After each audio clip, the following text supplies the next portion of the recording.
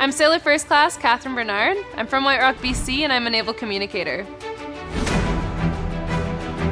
Officer Watch, Sir NAVCOM. Officer Watch. What new signal awaiting execution? Naval communicators, or NAVCOMs, establish and maintain communications on board Canadian warships and submarines to stay in contact with allies at sea, shore units, and family and friends.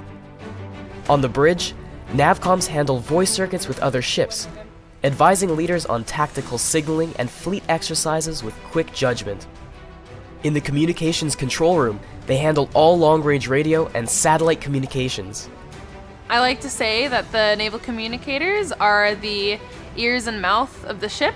Signal has been executed, sir. Roger. It's very action-packed when you're sitting up here on the bridge because you're going to be the ones talking to all the other ships that are sailing around you. You're going to be making sure that the officer of the watch is staying in his station, making sure that we're not going to be crashing into any of the other ships, making sure everyone knows what's going on around them, as well as what's going to be happening. Computer network administration specialists within the NAVCOM occupation maintain the administrative and operational networks on ship and on shore.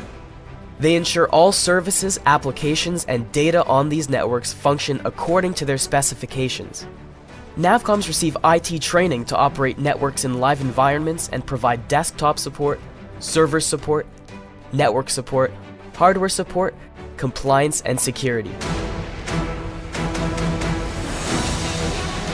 When you're on board ship, Naval Communicator could be considered like your first-line responder in the IT world.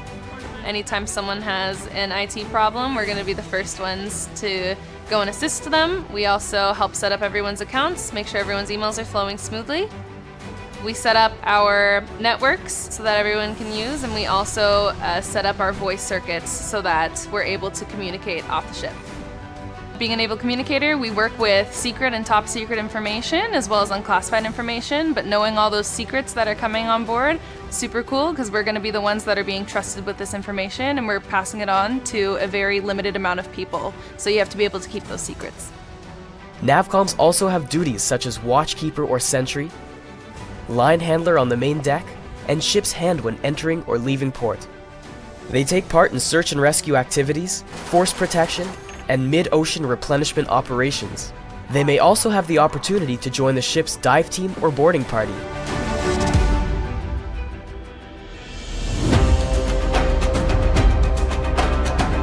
My favorite part of the job is working up here because this communications control room, you're working with about the same 6 to 12 people at a time, whereas when you're working on the bridge, you're working with your friends, you're working with the officers, you get to know people a lot more, you get to hang out with other sailors on the ship. I'm also a really big fan of going to the other ports and seeing the world while we're sailing around. Apart from visiting Pearl Harbor in Hawaii, which I think is most sailors one of their coolest places to go, seeing the history there, my favorite port that I've been to would have to be Kuala Lumpur in Malaysia. I really enjoyed seeing the Batu Caves temple, and I liked experiencing their culture and how they live over there, and I really liked the city. At the Batu Caves, there's monkeys everywhere. They're crawling all over the walls and the temple. It was insane. I think working a regular job would be more scary than being in the Navy because when you're sitting at a desk, you're not really experiencing the world or what the world has to offer you. And in the Navy, for me at least, I find it very valuable and I think it's a really good use of my time because I get to experience everything and I get paid while I do it.